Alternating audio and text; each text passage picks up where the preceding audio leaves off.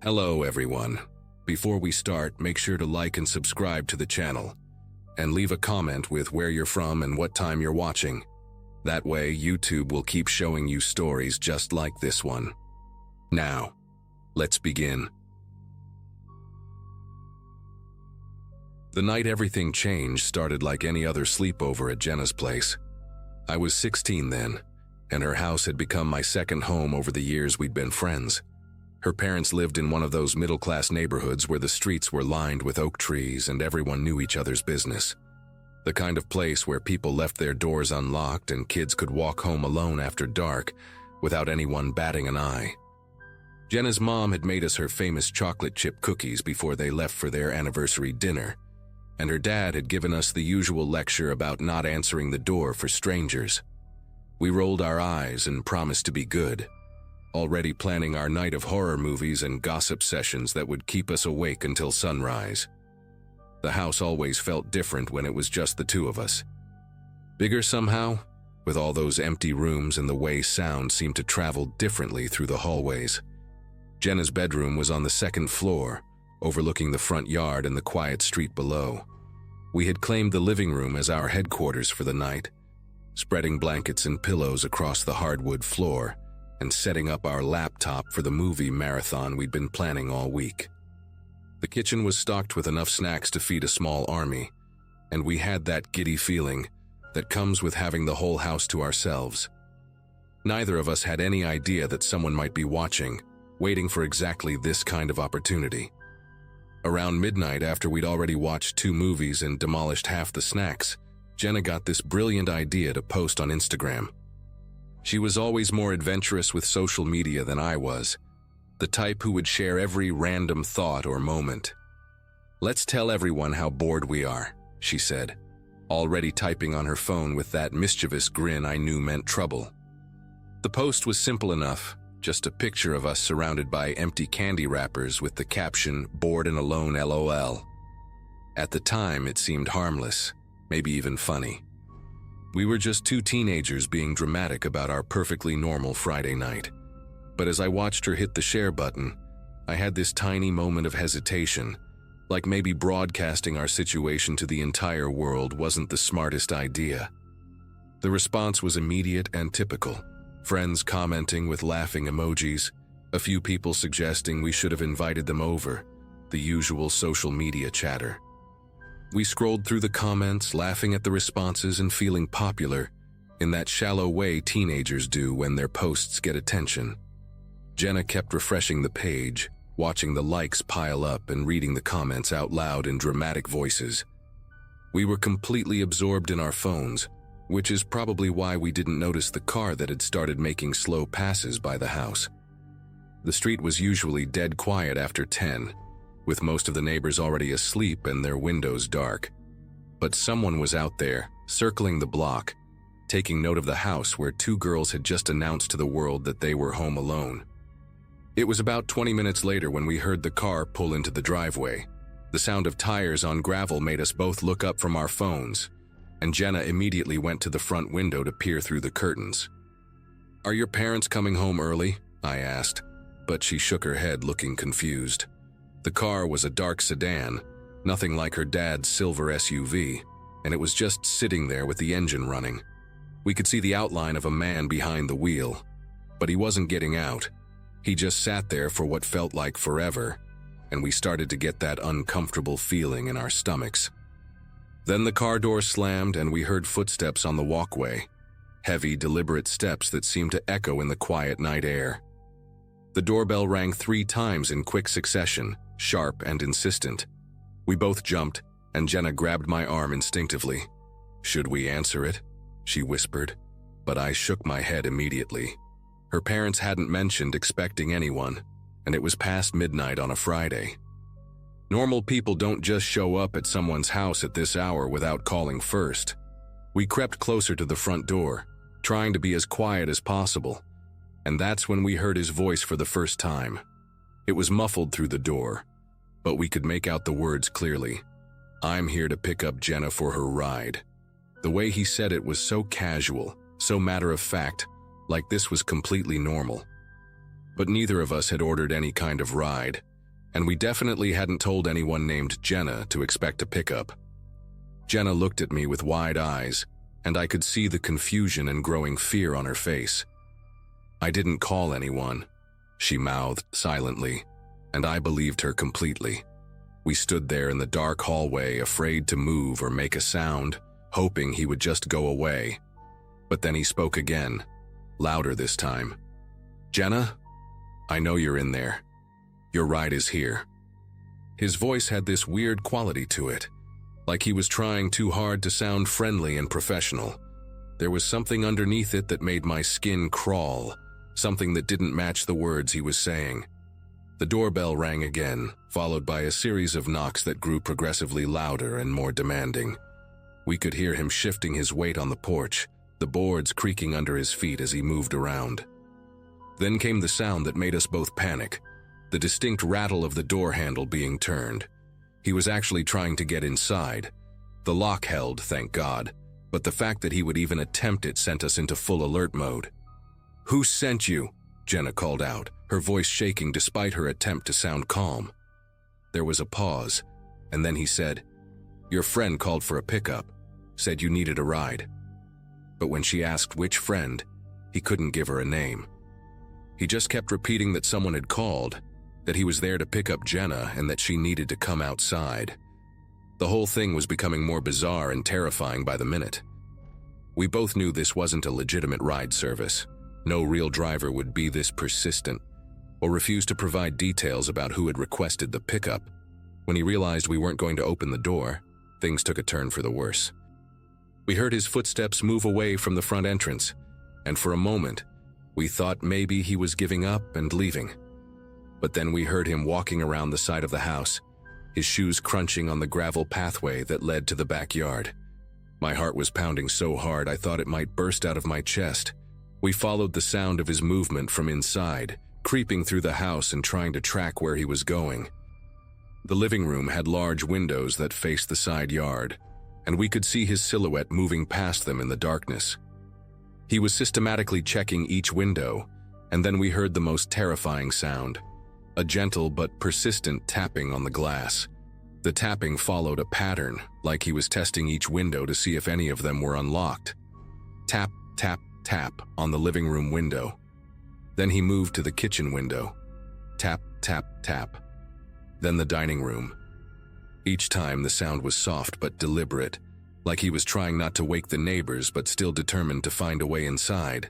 We were both trembling now, clutching each other and trying to stay out of sight. The worst part was how methodical he was being. This wasn't some random drunk person or confused delivery driver. This was someone who had a plan, someone who wasn't going to give up easily. When he reached the back door, we heard him try the handle there too, rattling it just like he had done with the front door. That's when we finally snapped out of our paralysis and realized we needed to call for help. Jenna grabbed her phone and dialed 911 with shaking fingers while I kept watch at the window.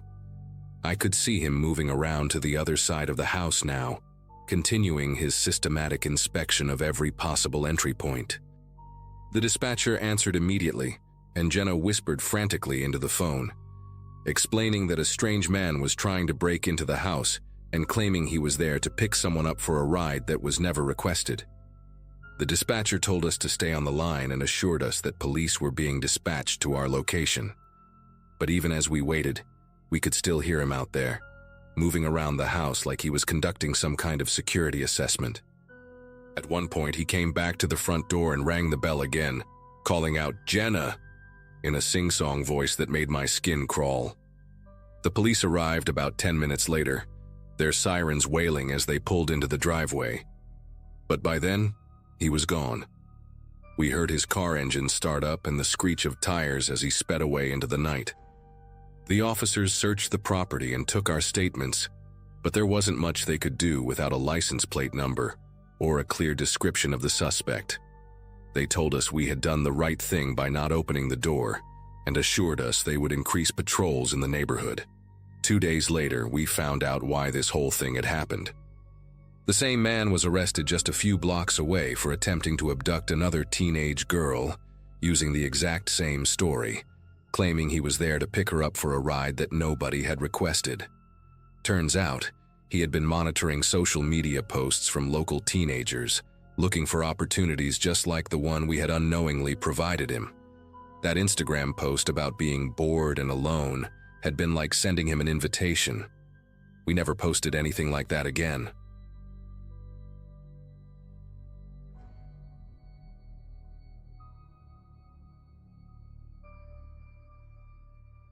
The summer I turned 17. I spent 2 weeks at my cousin Tyler's place while his parents were away on some business trip. His house sat at the end of a quiet cul-de-sac in suburban Michigan, one of those neighborhoods where everyone waters their lawn at exactly the same time, and the biggest excitement is usually someone's garbage can rolling into the street. Tyler and I had been up most of the night playing this new racing game, energy drinks and pizza boxes scattered around his living room, like we were preparing for some kind of apocalypse. The house felt different with just the two of us there. Bigger somehow, with all these shadows in the corners that I'd never noticed before. We'd been completely absorbed in our game when the knocking started, just 3 soft taps that barely registered over the sound of our controllers clicking. At first, neither of us moved. It was past midnight, and in a neighborhood like Tyler's, people didn't just show up unannounced at that hour. The knocking came again, more insistent this time, and Tyler finally paused the game and looked at me with this confused expression. "Who the hell would be here right now?" he whispered, like whoever was outside might hear us through the thick front door. I shrugged and followed him to the entryway, both of us suddenly aware of how loud our footsteps sounded on the hardwood floor. Tyler flicked on the porch light and peered through the peephole, his body language immediately shifting from confused to cautious. "It's some girl," he said quietly, stepping back from the door. "She looks young, maybe 16 or something." The knocking started again, and this time we could hear a voice, soft, almost pleading, asking if anyone was home. Tyler cracked the door open just enough to talk through the chain lock, and I could see her from where I stood behind him. She had this wild, curly red hair that caught the porch light in a way that made it almost glow, and she was wearing what looked like an oversized flannel shirt that hung off her small frame.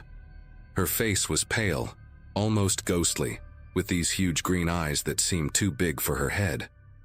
"I'm really sorry to bother you guys," she said, her voice barely above a whisper, "but my car broke down about a mile from here and my phone died. Could I maybe use yours to call someone?" There was something about the way she spoke, too polite, too rehearsed, that made me uncomfortable. Tyler glanced back at me and I could see he was having the same thoughts. The girl shifted her weight from foot to foot, and I noticed she kept glancing past us into the house like she was trying to see the layout or something. "There's a gas station about half a mile down the main road," Tyler said through the gap in the door. "They're open 24 hours and they've got a payphone outside." The girl's expression changed for just a split second, a flash of something that wasn't quite disappointment, but wasn't surprise either. It was like she'd been expecting that answer.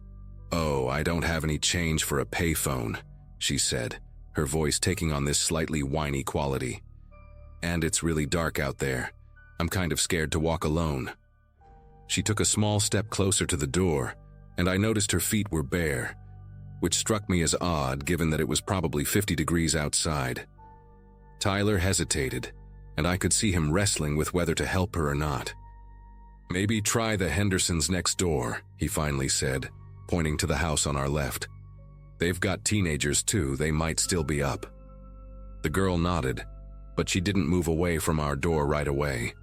Instead, she stood there for another few seconds, just staring at us with those unsettling green eyes. After she finally walked away, Tyler closed the door and we both stood there for a moment, not saying anything. There was this weird energy in the air, like when you know a storm is coming but you can't see the clouds yet. "That was strange," Tyler finally said, but he was already heading back toward the living room. I followed him, but something kept nagging at me. The way she'd looked at us, the bare feet, the rehearsed quality of her voice. It all felt wrong somehow. We picked up our controllers and tried to get back into the game, but I couldn't concentrate. Every few minutes I'd glance toward the front windows, expecting to see her face pressed against the glass, or something equally disturbing. Tyler seemed to have forgotten about her completely, already back to trash-talking me about my driving skills in the game. The house felt different now, though, less safe, more exposed. Even with all the lights on and the familiar sounds of the game, I couldn't shake this feeling that we were being watched. About 20 minutes later, I got up to grab another energy drink from the kitchen, and that's when I decided to check the side window that faced the Hendersons' house. I wanted to see if she'd actually gone there, or if she'd just disappeared into the night. The window was in Tyler's dad's office, and I had to move some papers aside to get a clear view. What I saw made my entire body tense up in a way I'd never experienced before. The girl was there, but she wasn't at the Hendersons' door. She was crouched down behind their big oak tree, maybe 15 feet from our house, and she was whispering to something in the darkness. I couldn't make out what she was saying, but her mouth was moving rapidly, and she kept gesturing toward our house with her hands. The way she was positioned, it was clear she'd been watching us the whole time. I pressed myself closer to the glass, trying to see what or who she was talking to, and that's when I saw the shadows moving in the bushes around her. There were at least 2 other people hiding in the landscaping, maybe more. My heart started pounding so hard I could hear it in my ears. I watched as one of the shadows shifted, and I caught a glimpse of what looked like a man in dark clothing, probably in his 20s, with something metallic in his hand. The girl kept whispering and pointing, and I realized she was giving them information about our house, probably telling them about the layout she'd tried to scope out when she was at our door. Another figure emerged slightly from behind the Hendersons' garbage cans, and I could see it was another man, this one shorter and stockier than the first. They were all communicating in these hushed tones, but their body language was aggressive, predatory. The girl stood up and pointed directly at the side window where I was standing, and for a terrifying moment, I thought she'd seen me. But then she pointed to a different window, the kitchen window, and I realized she was mapping out the house for them. I backed away from the window as quietly as I could and practically ran back to the living room. Tyler was still absorbed in the game, completely oblivious to what was happening outside. "Tyler," I whispered urgently, "we need to turn off all the lights right now." He looked at me like I'd lost my mind. "What? Why? We're in the middle of a race." I grabbed the controller out of his hands and turned off the TV, plunging the room into darkness. "That girl isn't gone," I said, my voice shaking despite my efforts to stay calm. "She's outside with at least 2 other people, and they're watching the house." Tyler's expression immediately changed from annoyed to alarmed. "Are you serious?" he asked, and I could hear the fear creeping into his voice. I told him everything I'd seen. The girl crouched behind the tree, the men in the bushes, the way she'd been pointing at our windows. As I spoke, Tyler's face went pale, and he started moving toward the front door to check the locks. We spent the next few minutes crawling from window to window, trying to get a better view of what was happening outside without being seen. The girl and her companions had moved positions, and now they seemed to be checking different sides of the house. At one point, I saw the shorter man trying the back gate, testing whether it was locked. The girl had moved to the front yard and was standing near the mailbox, probably acting as a lookout. The third figure, the one with the metallic object, was doing something near Tyler's dad's car in the driveway. "We need to call the police," I whispered. But Tyler reminded me that his parents had taken the landline phone with them, and both our cell phones were dead from the all-night gaming session. We were completely cut off from the outside world, trapped in a house that suddenly felt like a glass cage. Every creak of the floorboards under our feet sounded like thunder, and every shadow outside seemed to be moving closer to the windows. The situation escalated when we heard the unmistakable sound of someone trying the front door handle. Tyler and I were huddled in the hallway, and we both went completely still when we heard that metallic click of the handle being turned slowly, deliberately. The door held, thank God Tyler had remembered to lock it after the girl left, but then we heard footsteps moving around the perimeter of the house. They were testing every possible entry point, and the methodical way they were doing it made it clear this wasn't some random break-in attempt. These people had planned this, and the girl had been their scout. I could hear muffled voices outside the kitchen window, and then the sound of something scraping against the glass. Tyler grabbed my arm so hard I thought he might leave bruises, and we both held our breath as we listened to them trying to find a way in. The scraping stopped, and for a moment everything was silent except for the sound of our own breathing. Then we heard the girl's voice again, clearer this time, coming from right outside the living room window. "I know you're in there," she called out in a sing-song voice that was completely different from the helpless tone she'd used at the door. "You should have just let me use your phone." There was something deeply unsettling about the way she said it. Not angry, but almost playful, like this was all just a game to her. Tyler and I exchanged terrified glances, and I could see the same thought in his eyes that was running through my mind. How had we been so stupid? The knocking had been a setup from the beginning, and we'd fallen for it completely. "We just want to come in and look around," the girl continued, her voice moving along the window as she walked. "We're not going to hurt you. We just need a few things." But the way she said it with that eerie cheerfulness made it clear that whatever they wanted, it wasn't going to end well for us. I remembered Tyler's dad kept a baseball bat in the hall closet, and I whispered this to Tyler, who nodded and started crawling toward it. While he was getting the bat, I tried to think of any other options we might have.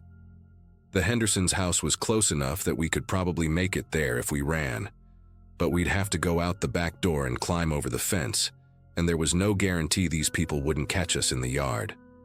Plus, we had no idea how many of them there actually were. I'd seen 3, but there could have been more hiding in places I couldn't see from the windows. Tyler came back with the bat and also handed me a heavy flashlight he'd found in the closet. It wasn't much, but it was better than nothing. We could hear the people outside moving around again, and this time they seemed to be focusing on the back of the house. The girl's voice had stopped, which somehow made everything even more terrifying. That's when Tyler remembered something that probably saved our lives. His dad had installed one of those fancy security systems the year before, complete with cameras and a panic button that connected directly to the police station. The control panel was in the master bedroom upstairs, and Tyler had watched his dad use it dozens of times. We made our way up the stairs as quietly as possible, every step seeming to echo through the house despite our efforts to be silent. The security system was more complicated than Tyler had expected, but after a few tense minutes of trying different combinations, he managed to activate the cameras. We could see them on the small monitor. 4 people total, all wearing dark clothes, and they were definitely trying to break in. One of them had something that looked like a crowbar, and they were working on the back door. Tyler found the panic button and pressed it, and immediately we heard a piercing alarm start blaring throughout the house. The people outside scattered like cockroaches when you turn on a light, and within what felt like seconds, they had disappeared into the night. We stayed upstairs, watching the empty yard on the security monitors, until the police arrived about 10 minutes later. When the cops showed up, they took our statement and reviewed the security footage with us. The cameras had captured clear images of all 4 suspects, including the red-haired girl who had seemed so innocent at our door. Officer Jenkins, the lead detective, told us this wasn't the first time they'd seen this particular group. Apparently, they'd been hitting houses in suburban neighborhoods for months, always using the same strategy. The girl would pose as someone in distress to scout the house and identify which homes had young people alone, older residents, or other easy targets. Then she'd relay information to her accomplices about entry points, how many people were inside, and whether there were any security measures. What made our case different was that we had such clear footage of their faces. The police were able to identify 3 of the 4 suspects within a week, and they arrested them at a motel about 40 miles away. They found stolen electronics, jewelry, and even prescription drugs from at least a dozen different houses. The girl turned out to be named Katie Brennan, and she was actually 19, not 16 like we'd thought. She'd been working with these guys for almost a year, and according to the police, she was really good at reading people and knowing exactly what kind of story would get her close to a house. The detective said if we'd opened that door and let her inside, things could have gone very differently. They'd found zip ties and duct tape in the suspect's car, which suggested they weren't just planning to rob houses. All four of them eventually got convicted on multiple charges of breaking and entering, attempted robbery, and conspiracy. Katie got the longest sentence because she was considered the ringleader. To this day, I never answer my door after dark unless I'm absolutely certain I know who's on the other side. And I always make sure my phone is charged.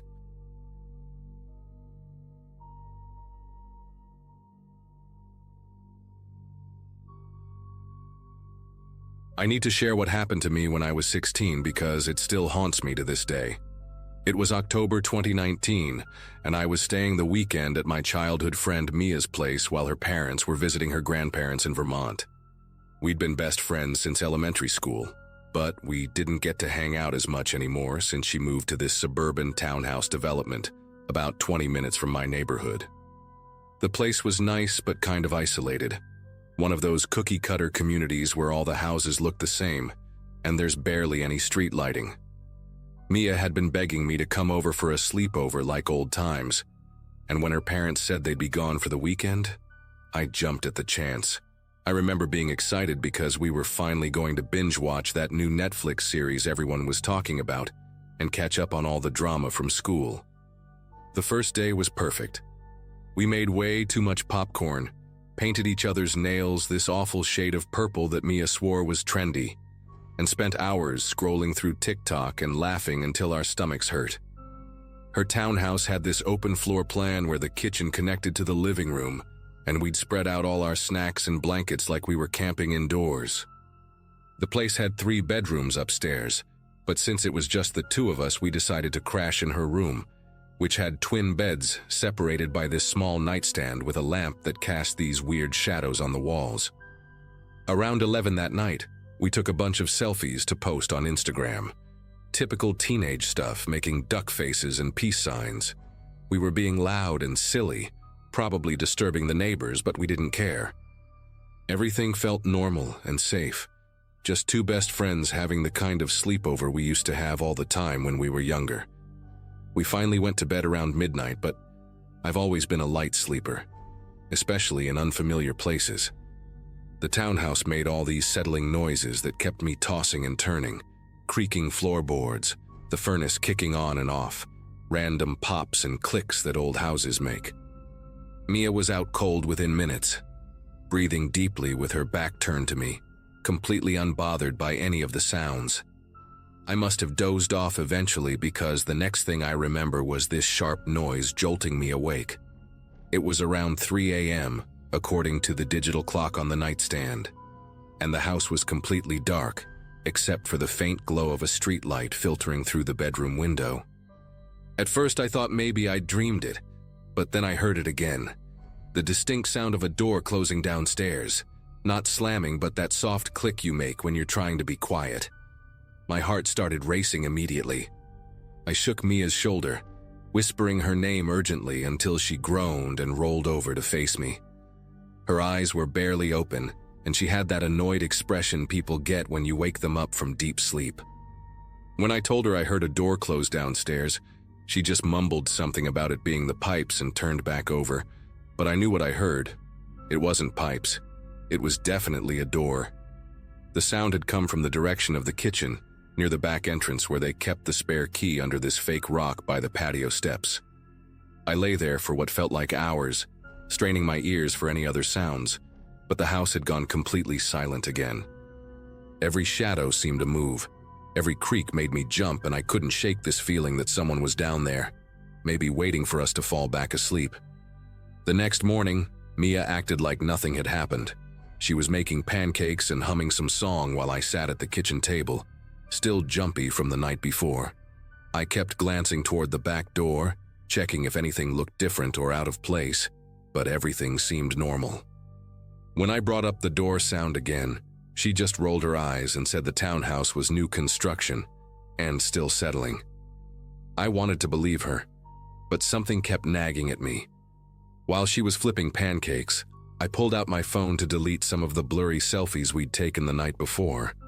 We'd probably taken like 50 trying to get the perfect shot.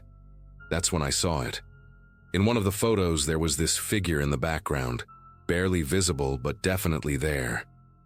A man, blurry and dark, standing in the hallway behind us.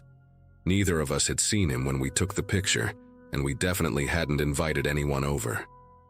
I called Mia over immediately, my voice probably shaking more than I wanted it to. She looked at the photo, squinting at the screen, and then just shrugged it off as a shadow or maybe the lamp creating some weird reflection. But I knew shadows, and this wasn't one. The figure had a distinctly human shape, shoulders, a head, what looked like a hood pulled up. I zoomed in as much as I could, but the image quality was too poor to make out any details. What terrified me most was that we'd been completely oblivious to someone being in the house with us. We'd been laughing, taking pictures, being loud and carefree while this person was just standing there watching us. Mia kept insisting it was nothing, but I could see in her eyes that she was starting to get nervous too. She suggested we go to the mall to distract ourselves, but I couldn't concentrate on anything. Every time I closed my eyes, I saw that dark figure lurking in the background of our innocent sleepover photo. That evening, we tried to stick to our original plan of watching movies and eating junk food, but the atmosphere had completely changed. Every little sound made both of us jump, and we kept the living room lights on even though it was getting late. Around 10 o'clock, we decided to call it a night and headed upstairs to Mia's room. I suggested we push the beds together and sleep in the same one, which she agreed to without question. I think she was more spooked than she wanted to admit. We turned off the main light, but left the small lamp on the nightstand burning, casting that same eerie glow across the room. I lay there staring at the ceiling, listening to every creak and groan the house made, while Mia tossed and turned beside me. The photo kept flashing in my mind, that hooded figure standing so still, so silent, just watching us from the shadows. Around midnight, I heard Mia's breathing become deep and even, but sleep was impossible for me. I kept thinking about that door sound from the night before, wondering if whoever had been in the house was still somewhere nearby. The bedroom window faced the neighbor's house, and occasionally I'd see car headlights sweep across the walls as someone drove down the street. But then I noticed something that made my pulse quicken. There was movement outside that wasn't from any car. At first I thought it might be a tree branch swaying in the wind, but as I watched more carefully I realized it was too deliberate, too purposeful. There was definitely something moving around outside, and it seemed to be getting closer to our window. I wanted to wake Mia, but part of me hoped I was just being paranoid after everything that had happened. Then I saw him, a figure in dark clothing with a hood pulled up, standing perfectly still on the neighbor's roof, directly facing our bedroom window. The man wasn't moving at all, just standing there like a statue, but I could feel his eyes on us even though I couldn't see his face in the darkness. He was maybe 30 feet away, positioned on the single-story section of the neighbor's roof, where their garage connected to their house. What made it even more terrifying was how he'd gotten up there. Their yard was completely fenced in, and you'd have to climb over or find another way in. My whole body went rigid with fear, and I couldn't even breathe properly. I kept hoping he'd move away or that I was imagining things, but he just stood there, motionless, for what felt like an eternity. Finally, I couldn't take it anymore, and shook Mia awake, whispering frantically that there was someone outside watching us. She sat up immediately, more alert this time, and when she looked toward the window, I saw her face go completely pale. She saw him too. We both lay there frozen, not knowing what to do. Mia whispered that we should call the police, but her phone was downstairs in the kitchen, and mine was almost dead. Neither of us wanted to get up and turn our backs on the window, and we were terrified that any movement might provoke him somehow. The man continued to stand there, completely still, like he was waiting for something. After what felt like hours, but was probably only about 20 minutes, Mia finally worked up the courage to crawl to the floor and grab her laptop from under the bed. She was shaking so badly she could barely type, but she managed to get online and find the non-emergency police number. When she called, her voice was barely above a whisper as she explained the situation.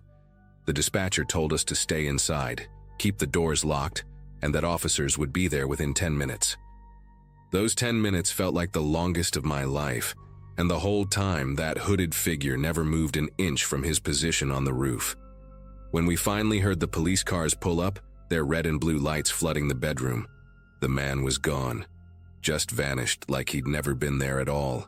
2 officers came to the front door and we rushed downstairs to let them in, both of us talking at once and probably sounding hysterical. They were professional, but I could tell they thought we were just scared teenagers letting our imaginations run wild. Officer Williams, the older one, walked around the perimeter of the house with his flashlight, while his partner asked us questions about what we'd seen. When Williams came back inside, his expression had changed completely. He told us they'd found something we needed to see and led us to the downstairs bathroom window. The screen had been sliced open from the outside, not torn or damaged accidentally, but cut in a clean line along the bottom edge, just wide enough for someone to reach through and unlock the window. The officers took our statements and photos of the damaged screen, and Williams explained that this was likely how the intruder had been getting into the house. The bathroom window faced the backyard and was hidden from the street, making it the perfect entry point. They found footprints in the mud below the window and disturbed leaves on the neighbor's roof, where we'd seen the man standing. Williams said this appeared to be someone who had been watching the house, probably knew the parents were away, and had been coming and going for at least a couple of nights. The thought that he'd been in the house while we were sleeping, maybe even the night before when I heard that door, still gives me nightmares. They increased patrols in the area for the next few weeks, and Mia's parents came home early after we called them. We never found out who the man was, but the break-ins stopped after that night. Sometimes I wonder if he's still out there, watching some other house, waiting for the right moment to slip inside and stand in the shadows while people sleep, completely unaware of his presence.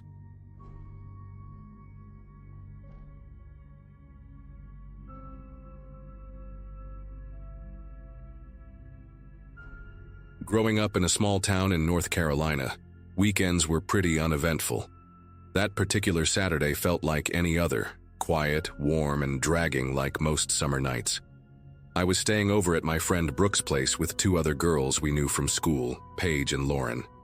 Brooke's parents had gone out of town for a wedding, so we had the house to ourselves. We were all 15 back then, stuck in that awkward space between feeling invincible and having no idea how the world really worked. We'd spent the early evening eating junk food, watching horror movies we pretended didn't scare us, and daring each other to do stupid things. Typical sleepover stuff. But what happened that night still makes it hard for me to fall asleep with the lights off. Next door to Brooke's house was a vacation home that belonged to a man named Mr. Patterson. He was hardly ever around, only showing up maybe twice a year with his wife, usually during the holidays. The house sat dark and untouched most of the time, and over the months, it became this sort of mysterious magnet for our boredom.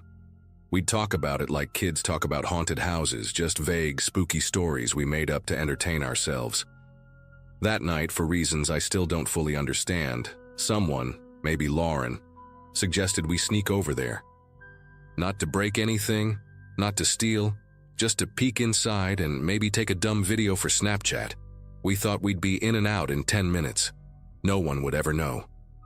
We slipped out through Brooke's backyard around 1 in the morning. The gate between the 2 houses wasn't even locked. I remember that detail clearly because I expected it to be. The grass was overgrown, and the air felt heavy in that way it sometimes does when there's a storm coming, though the forecast had been clear. Brooke had a little flashlight app on her phone, and we used it to guide us along the back path toward the sliding glass door. It was unlocked, too.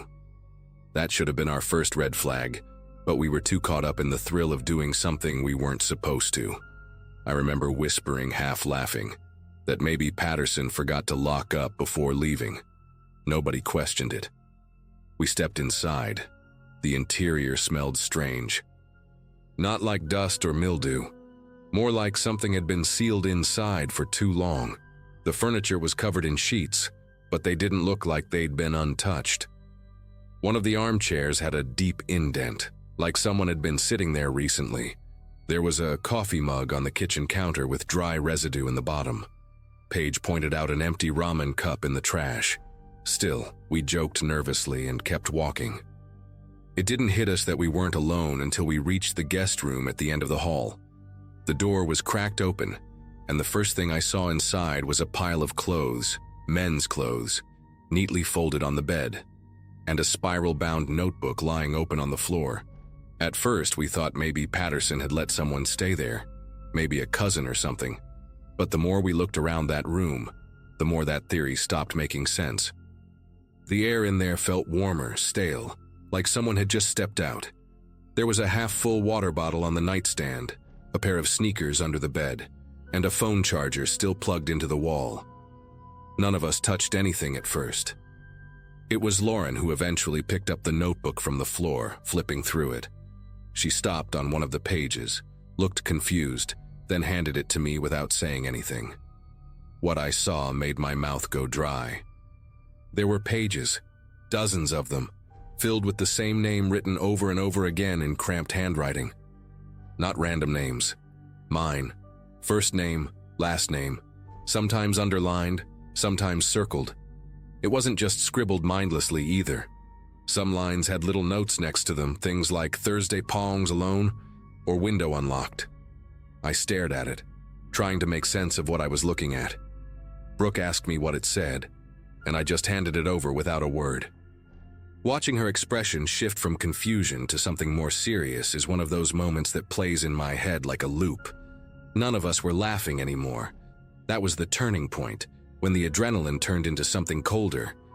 We all backed out of the room together, not really talking, just moving. Lauren kept saying we needed to go back, that we had seen enough. I think she was the first one to really process how wrong all of it felt. Paige kept glancing behind us like she expected someone to come out of the shadows. We shut the sliding door behind us quietly and sprinted through the yard without looking back. Once we got inside Brooke's house, we locked every door and window, turned off all the lights, and huddled in her room with our phones out. That was when Brooke noticed something on her bedroom wall, just above her dresser, near the corner where her bookshelf met the ceiling. It was a tiny black square. Too small to be a smoke detector, too perfectly placed to be random. She climbed up on a chair and pulled it off the wall. It was a camera, one of those cheap ones you can order online, the kind you wouldn't even notice if you weren't looking for it. It was angled directly at her bed. None of us said anything. We just stared at each other. Lauren went pale and said, "Check the rest of the house." What followed was the most terrifying hour of my life. We found 3 more hidden cameras, all tucked into corners. One in the hallway, one in the downstairs living room, and another, pointed at the front door. No one really knew what to do at first. We were just 4 teenage girls in a locked house, holding hidden cameras we hadn't put there, and trying to convince ourselves this was all some weird misunderstanding. Brooke called her older brother, who was in college 2 towns over, and he told her to hang up and call the cops immediately. We did. 2 officers showed up about 30 minutes later, and even though we tried to act calm, I could feel how shaky the air in the room had gotten. Brooke explained everything, starting from the sleepover to the notebook next door. The officers didn't say much at first, but when they found the camera in the living room, their entire energy shifted. They took everything seriously after that. One of them asked if we could show them the neighbor's house, so we walked them next door while they cleared each room. When they stepped into the guest room, I could tell they hadn't been expecting to find the things we described, but it was all still there. One of the cops found a sleeping bag stuffed into the closet, along with some snacks, a pair of binoculars, and more notebooks, some with other names in them. Paige started crying when she saw one of the entries said, "Friday, Ishai's all 4. The cop radioed something in and told us to go wait back at Brooke's. Within an hour, 2 more cars pulled up, and we had to give statements in her kitchen until almost sunrise. Turns out someone had been living in that house. Not Patterson, not a relative. Some guy in his late 30s who had absolutely no connection to the neighborhood. He'd apparently been squatting there for weeks, maybe longer, and using the place as a base. The worst part? He'd installed cameras not just in the house he was staying in, but in Brooke's house too. Police found footage on an SD card that showed us eating dinner, sleeping, brushing our teeth. There was even a short clip of us getting ready in our pajamas the night we went over there. That's when it hit all of us. He had been watching us the whole time. Not just that night, for days. Maybe weeks.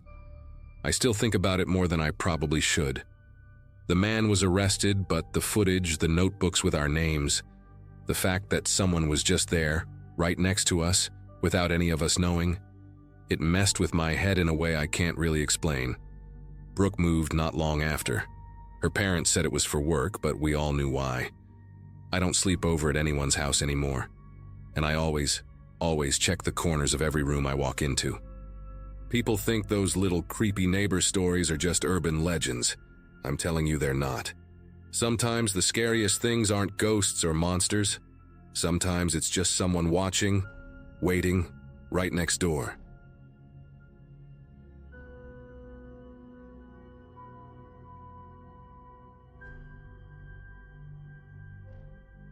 Uncle Pete's farmhouse had always been our escape from the regular world. I was 14 that July in 2017, and my cousin Danny was just turned 12 when we found ourselves spending the weekend at his place again. The old two-story house sat on about 3 acres of semi-rural land, surrounded by thick oak trees and overgrown fields that stretched toward the distant neighbor's property. Uncle Pete was one of those laid-back adults who let us stay up late playing his old Xbox and raiding his pantry for snacks our parents would never buy.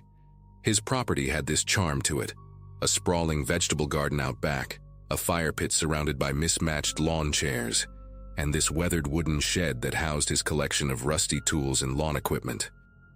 That particular weekend felt different, though, mainly because our parents had driven into town for some special evening service at their church, leaving us with the usual warnings about behaving ourselves and not touching anything important.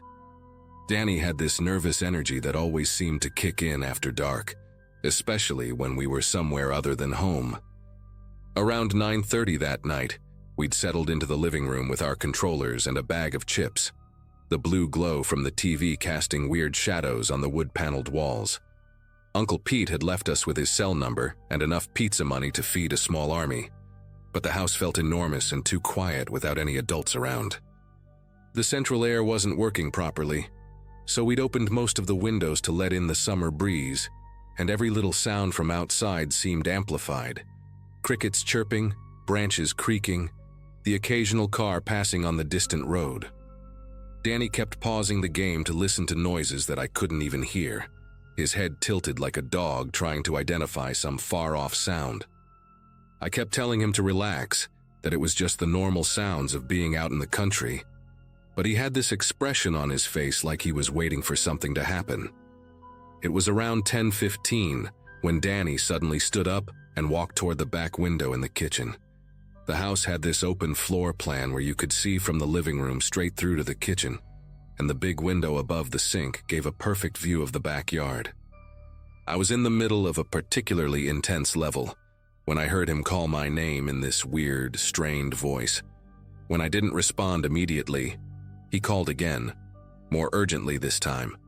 I paused the game and joined him at the window, expecting to see a raccoon or maybe a stray cat rummaging through Uncle Pete's garbage cans.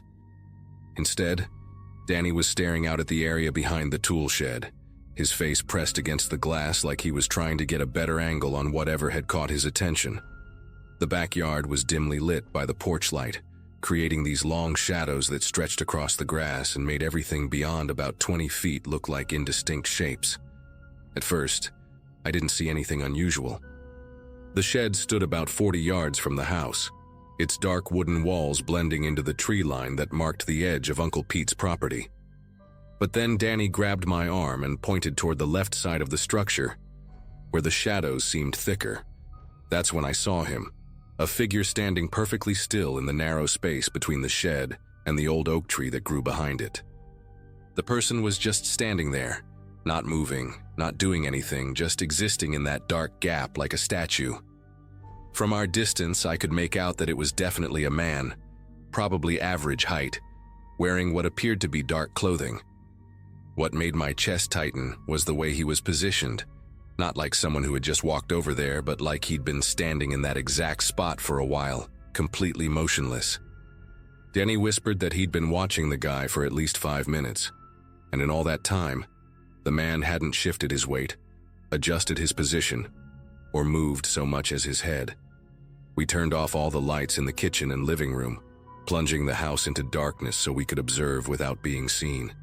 The man remained in the same position, his silhouette barely visible against the darker background of trees. I suggested maybe it was just Uncle Pete's neighbor checking on something, but Danny shook his head and reminded me that the nearest house was at least a quarter-mile away through dense woods. Besides, what kind of normal person would stand behind someone else's shed in the middle of the night without announcing themselves? We watched him for another 10 minutes, our faces pressed against the cool glass, and he didn't move an inch. It was like watching a mannequin that someone had placed in the yard as a prank, except this mannequin was breathing and had the unmistakable posture of a living person. The longer we stared, the more unnatural his stillness became, like he was deliberately trying not to be noticed while simultaneously positioning himself where he could observe the back of the house. Danny suggested we call Uncle Pete, but I argued that we'd probably get in trouble for being paranoid kids who couldn't handle one night alone. Instead, we decided to keep watching and see what the man would do. We took turns at the window, one of us keeping watch while the other grabbed snacks or used the bathroom. But we never left the post unmanned for more than a minute. During my shifts, I tried to make sense of what I was seeing. The man's clothing looked heavy, like a jacket or coat despite the warm July weather. His stance was perfectly straight, almost military-like, with his arms hanging at his sides. What bothered me most was that he seemed to be facing the house, not the woods or the road or anything else that might explain his presence. Every few minutes I'd convince myself that he'd moved slightly, turned his head or adjusted his feet, but then I'd blink and he'd be in the exact same position. Danny was getting more anxious as the minutes passed, constantly asking if we should do something, but neither of us could figure out what that something should be. An hour passed, then another 30 minutes. The man never moved. By now it was nearly midnight, and we'd been watching this stranger stand behind Uncle Pete's shed for over an hour and a half. The rational part of my brain kept trying to come up with explanations. Maybe he was drunk. Maybe he was waiting for someone. Maybe he was just confused about where he was. But none of those explanations could account for the absolute stillness, the way he seemed planted in that spot like he'd grown roots. Danny had started pacing around the kitchen, unable to sit still, while I maintained my position at the window. The man's presence had become this constant, oppressive weight in the back of my mind, like knowing there's a spider in your room but not being able to find it. I kept thinking about how exposed we were in the house, with all these windows and only 2 kids to deal with whatever this situation was becoming. The worst part was not knowing what he wanted or why he'd chosen that particular spot to stand in for so long. Around 12:30, I finally worked up the courage to suggest we call the police. Danny immediately agreed, probably relieved that I'd been the one to suggest it. We used Uncle Pete's landline, and I explained the situation to the dispatcher as calmly as I could manage. She asked if the man had threatened us or tried to approach the house, and when I said no, she seemed less concerned than I'd hoped.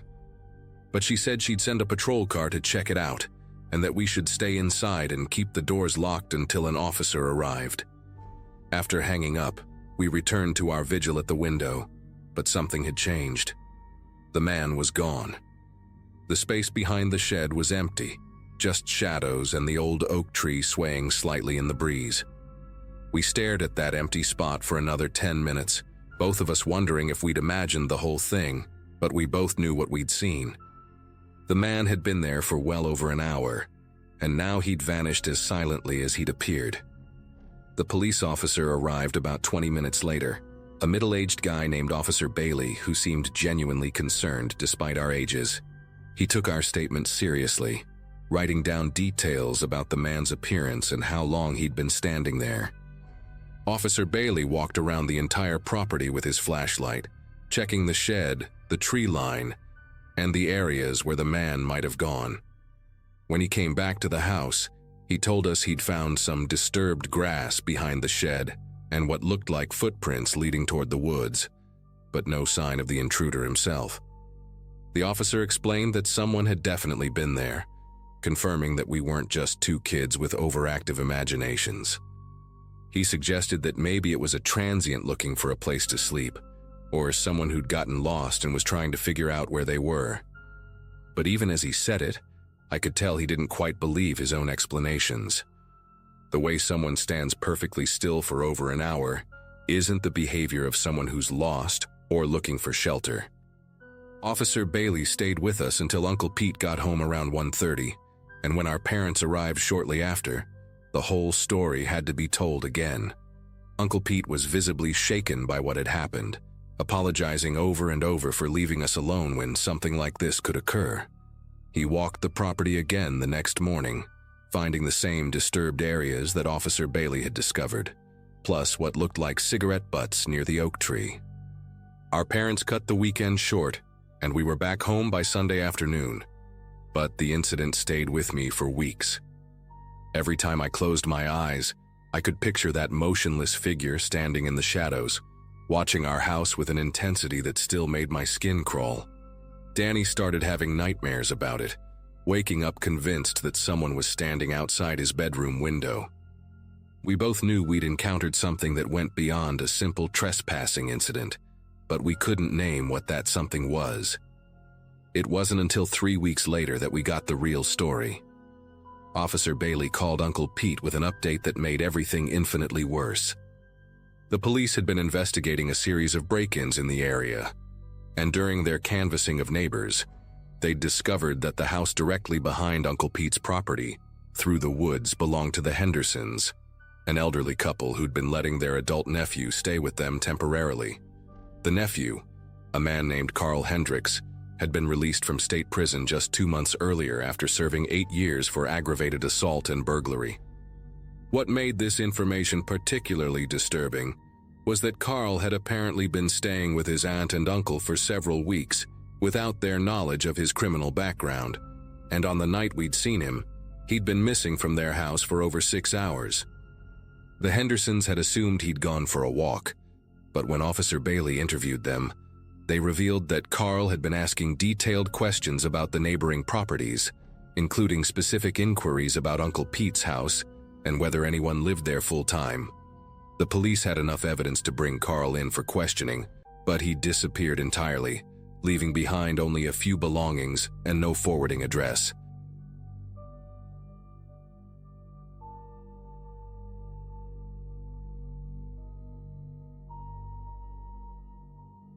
I used to spend almost every Friday night at my best friend Madison's place back in middle school. Her parents were pretty laid back, but also the kind that always kept the doors locked, even during the day. Their house was a small one-story in a quiet cul-de-sac in Nebraska.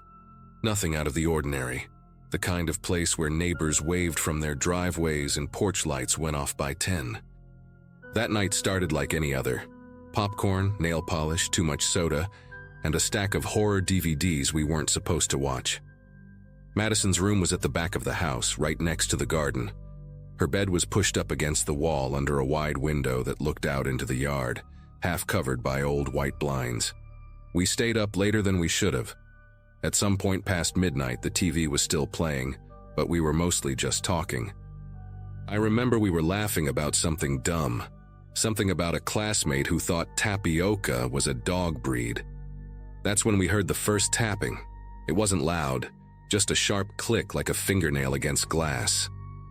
Madison paused mid-sentence and we both turned to the window. It was windy that night and the tree out back was close enough to sometimes brush against the siding, so I joked, "It's probably just a branch." But it wasn't a branch. The wind had died down. There were no scraping sounds, just that deliberate soft tapping again, 3 times. Then silence. We sat frozen for a second, and Madison reached for the remote, lowering the TV volume until the room felt too quiet. The tapping didn't return. She leaned forward and pulled one of the blinds just slightly, just enough to see through without opening them all the way. What she did next scared me more than anything. She yanked her hand back like the cord burned her and whispered, "There's someone out there." I thought she was messing with me at first. I even smiled, waiting for the punchline. But then she grabbed my wrist hard and mouthed, "I'm not joking." I moved closer, my heart racing, and pulled the blinds down just a crack. And yeah, there he was. A man, mid-30s maybe, was crouched low, inches from the window. He wasn't standing. He was squatting like a runner before a race, perfectly still, with his face tilted just enough to look upward into the room. His expression wasn't angry or smiling, just blank. His head was shaved close, and his eyes didn't blink. What really got me was how calm he looked, like he had all the time in the world.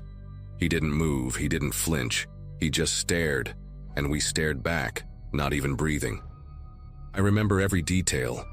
The faded blue hoodie with a tear down one sleeve, the way his shoes were caked with dry mud, and the faint sound of his breathing fogging up the glass for just a second before he vanished into the dark.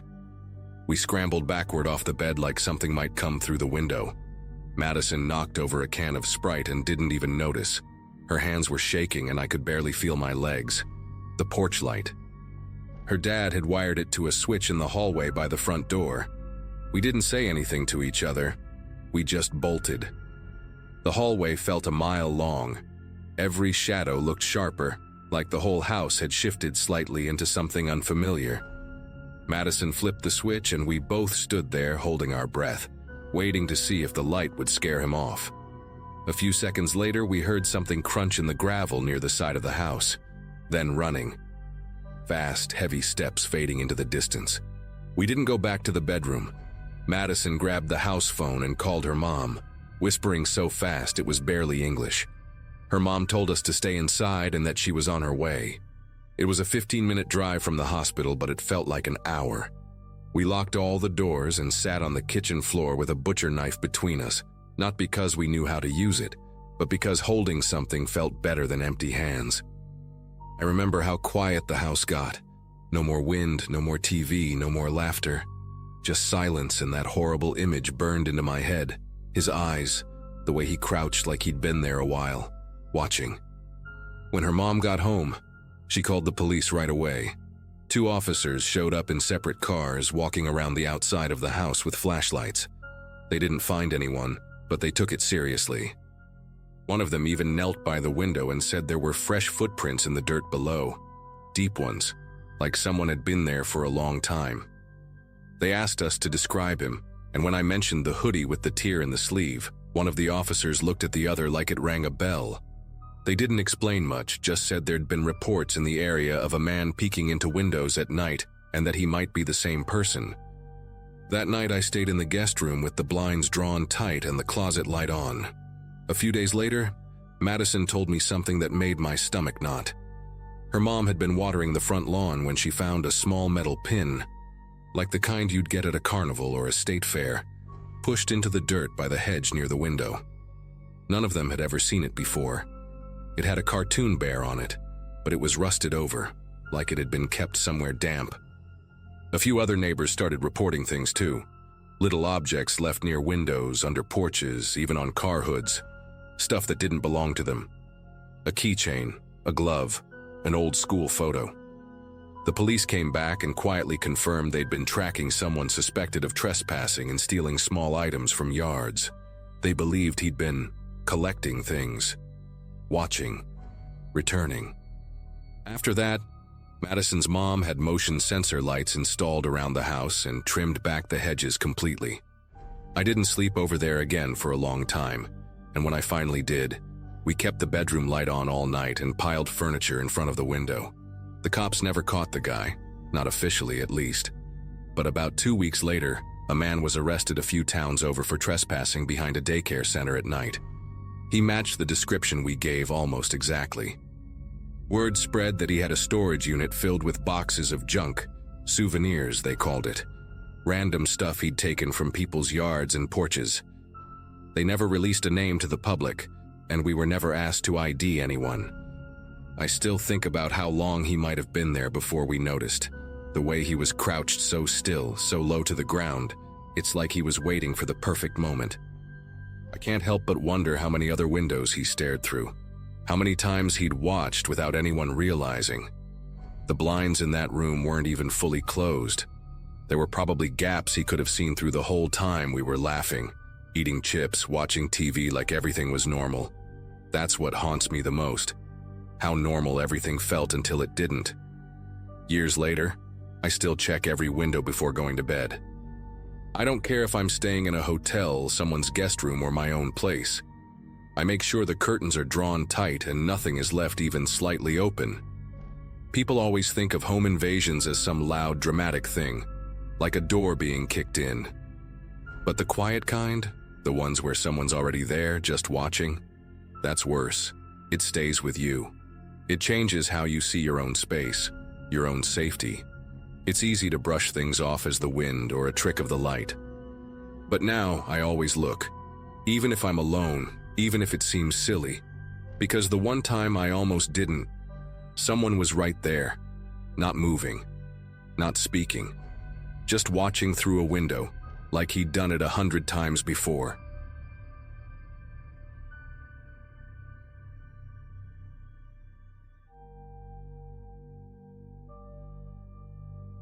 I'm 17, and honestly, I thought I'd share this because it still keeps me awake sometimes. I was staying over at my buddy Jake's place in suburban Texas, one of those quiet neighborhoods where everyone knows everyone and the biggest crime is someone not picking up their dog's mess. It was March 2018, and I was a junior in high school, spending way too much time playing Call of Duty and avoiding my chemistry homework. Jake's family had moved into this house about 8 months earlier, a nice 2-story place with a big front yard and one of those doors with the fancy glass panels. His parents, Mr. and Mrs. Thompson, were the kind of people who always had snacks ready and never minded when I crashed there on weekends. Life was pretty simple back then. School, games, hanging out, repeat. The most exciting thing that had happened to me recently was getting my driver's license and finally being able to drive my dad's beat-up Ford pickup without supervision. We'd been planning this sleepover for weeks because Jake had just gotten the new FIFA game, and we were determined to play until our eyes bled. His little sister Amanda was spending the night at her friend's house, which meant we had the basement all to ourselves with the big TV and surround sound system. Jake's mom had stocked us up with frozen pizzas, energy drinks, and enough chips to feed a small army. His dad, who worked as an accountant at some boring office downtown, had given us the usual "don't stay up too late" speech before heading to bed around 10. The house had this cozy feeling to it. Thick carpets that muffled sound, warm lighting, and family photos covering every wall. Everything felt safe and normal, the way a home should feel. We settled in for what we thought would be just another typical Friday night of gaming and trash talk. The first few hours flew by in a blur of goals, celebrations, and Jake absolutely destroying me at penalties. We were being loud, probably too loud, shouting at the TV and arguing about whether that last goal was offside. Around midnight, we heard Mr. Thompson's footsteps upstairs, the creaky floorboard near the kitchen giving him away like it always did. Then we heard the front door handle jiggle, followed by the distinct sound of the deadbolt clicking into place. A few minutes later, he came down to the basement, wearing his old college t-shirt and pajama pants, with this puzzled expression on his face. "Boys," he said, scratching his head, "did either of you go outside tonight? The front door was completely unlocked when I went to check it." We both shook our heads immediately. We'd been glued to the couch since dinner, and neither of us had any reason to leave. He shrugged it off, muttering something about his wife probably forgetting to lock it after bringing in the mail, and headed back upstairs. We didn't think much of it at the time. People forget to lock doors all the time, right? Jake's mom was always getting distracted by phone calls or work emails, and it seemed like the kind of innocent mistake any busy parent would make. We cranked the volume back up and kept playing, though I noticed Jake glancing toward the stairs a few times. The basement suddenly felt a little more isolated, a little more cut off from the rest of the house. But we were 17 and stupid, and the game was too good to worry about something as mundane as a door being left unlocked. We played until about 2:30 in the morning, when exhaustion finally started to hit us. Jake passed out first, controller still in his hand, snoring softly on the sectional couch. I wasn't far behind, curled up in the recliner with a throw blanket Jake's mom had left down there. The house was completely silent except for the gentle hum of the heater and Jake's occasional snore. I'm not sure what woke me up. Maybe it was the way the silence suddenly felt heavier, or maybe it was some primal instinct that kicks in when danger is near. But around 3 a.m., my eyes snapped open, and I was instantly alert in that weird way that happens sometimes in the middle of the night. The basement was darker than before. The small nightlight in the corner seemed dimmer somehow. I could hear Jake breathing steadily beside me, still dead asleep, but there was something else. Footsteps, slow, deliberate footsteps moving across the hardwood floor upstairs. Not the familiar heavy tread of Mr. Thompson checking on things, but lighter steps, almost careful, like someone was trying not to be heard. My heart started pounding as I strained to listen, wondering if maybe Mrs. Thompson had gotten up for water or something. But these footsteps had a different rhythm, a hesitant quality that made the hair on my arms stand up. The footsteps moved from what sounded like the living room toward the hallway, each step deliberate and measured. I held my breath, trying to convince myself it was just one of Jake's parents, but deep down I knew it wasn't. The way this person moved was wrong, too cautious, too slow, like they were unfamiliar with the house layout. Then I heard it, the soft, almost inaudible click of a door closing. Not a slam, not the casual closing of someone who belonged there, but the careful, precise sound of someone trying to be as quiet as possible. My whole body tensed up, and I wanted to wake Jake, but part of me was terrified to move or make any sound. The basement suddenly felt like a trap. We were underground with only one way out, and someone was upstairs in the house. I lay there in the darkness, listening to my own heartbeat thundering in my ears, waiting for any other sound that might give me a clue about what was happening above us. After what felt like an eternity of silence, I finally worked up the courage to reach over and shake Jake's shoulder. He groaned and tried to roll away, but I kept shaking him until his eyes opened. "Jake," I whispered, barely audible. "Someone's in your house." He looked at me like I was crazy at first, still half asleep and confused. But then he saw the terror in my eyes, and his expression changed immediately. We both lay there in complete silence for several minutes, straining to hear anything from upstairs. The house was quiet now, but it was a different kind of quiet, the kind that feels heavy with presence rather than empty. Jake slowly sat up and grabbed his phone, his face pale in the blue light of the screen. "Should we call my dad?" he mouthed silently. I nodded and he started to dial when we heard it again. More footsteps, this time moving toward the front of the house. Then nothing. We decided we had to wake up Mr. Thompson. Jake crept up the basement stairs and I followed close behind, both of us trying to step on the edges of each stair to minimize creaking.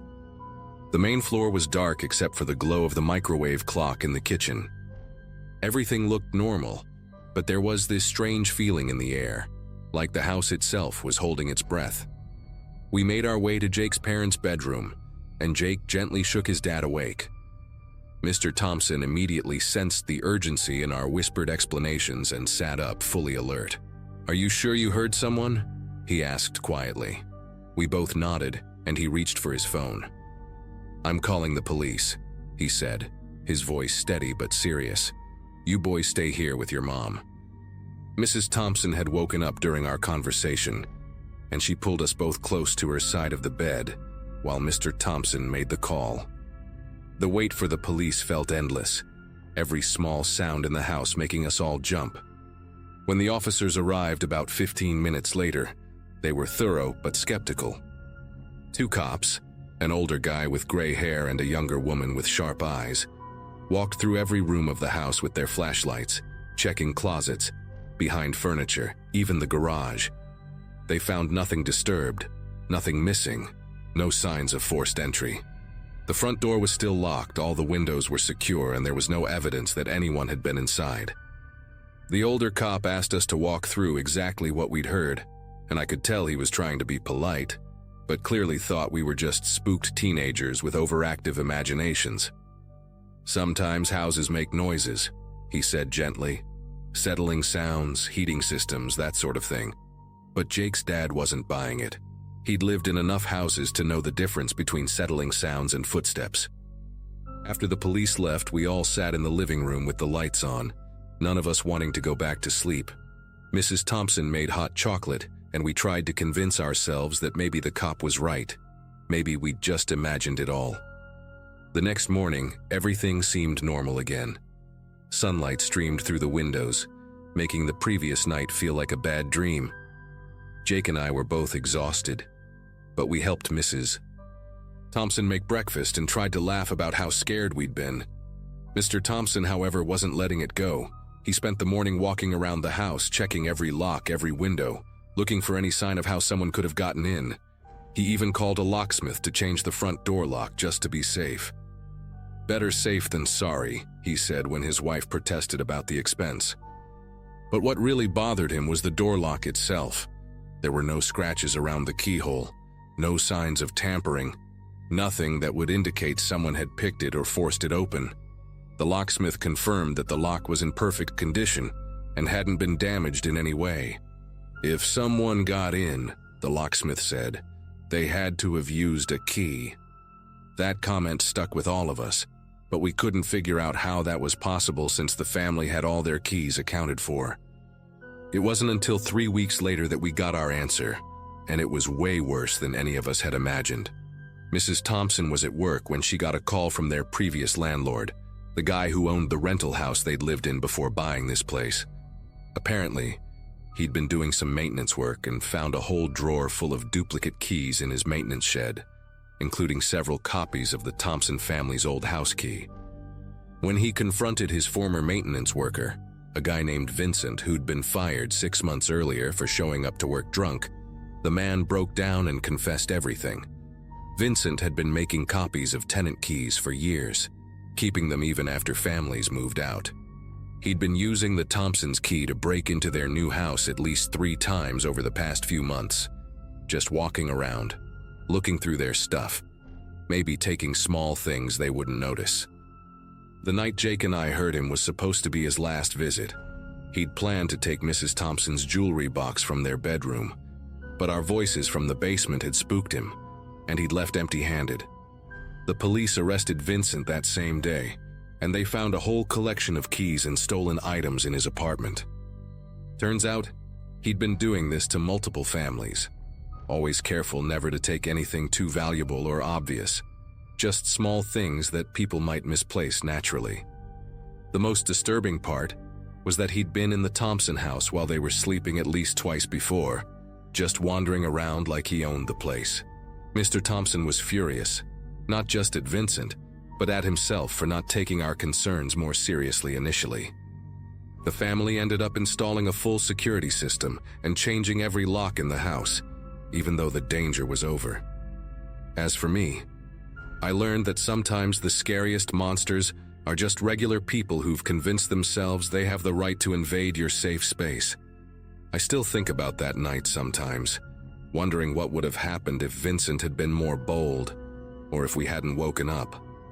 It's a reminder that the real world can be just as terrifying as any horror movie, maybe even more so because it's completely, disturbingly real.